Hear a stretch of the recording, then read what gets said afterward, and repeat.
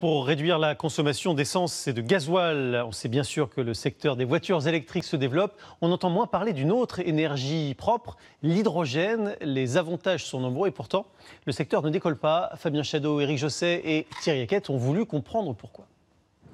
En roulant, ce taxi n'émet aucun rejet toxique.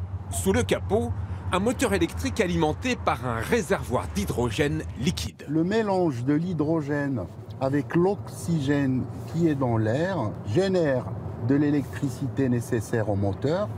En plus de l'électricité, la réaction chimique dégage aussi de l'eau. Quand sur un moteur classique, la combustion du carburant rejette du CO2. C'est de l'eau pure, aucune particule polluante, uniquement H2O.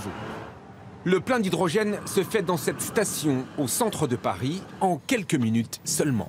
On prend ce pistolet, on le met en place.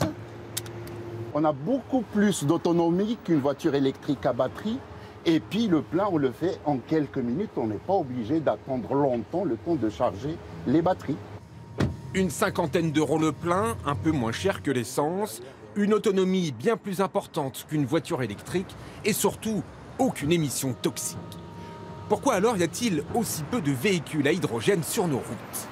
La difficulté pour qu'aujourd'hui, monsieur, madame, tout le monde achète un véhicule comme ça, d'une part, c'est qu'il est très cher, puisque pour l'instant, il est produit à très peu d'unités. Donc là, c'est combien Donc là, le prix Cadoc, c'est 66 000 euros hors taxe, donc 78 000 euros TTC. Puis l'autre difficulté, c'est que même si la personne l'achète, elle n'aura pas forcément une station à côté de chez elle où elle fera le plein, comme elle a l'habitude de faire le plein aujourd'hui avec son essence ou son diesel.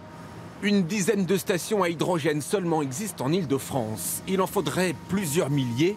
Un investissement de 5 à 10 milliards d'euros que personne n'est aujourd'hui prêt à financer.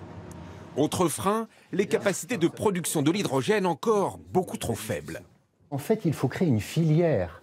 C'est qu'il faut en fait organiser depuis la production jusqu'à l'utilisation l'ensemble des ce qu'on appelle les blocs technologiques pour utiliser l'hydrogène. Combien de temps a-t-il fallu à la planète pour mettre en place l'électricité ? Il a fallu pratiquement un siècle. Mais le principal obstacle est ailleurs. La fabrication d'hydrogène est polluante. Pour faire tourner leurs installations, les usines utilisent des énergies fossiles, pétrole, gaz ou charbon. La réaction se fait tout au long des tubes et en sortie, on a un gaz de synthèse qui est riche en hydrogène. Un processus qui émet d'importants rejets de CO2 dans l'atmosphère. Une pollution que certaines usines comme celle-ci réussissent à recycler. On est capable de capter une partie du CO2 produit lors de la fabrication d'hydrogène, de le valoriser, de le liquéfier, de le purifier et de le mettre dans les stockages pour aller livrer nos clients. Du dioxyde de carbone qui servira pour l'agriculture notamment. L'hydrogène est-il donc la solution pour la transition énergétique ?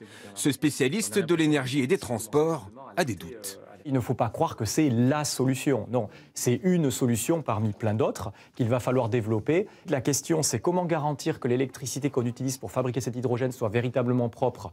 Et ça, c'est pas du tout évident à grande échelle. Plusieurs études estiment que dans 30 ans, l'hydrogène représentera 20% de l'énergie consommée sur l'ensemble de la planète. Direction maintenant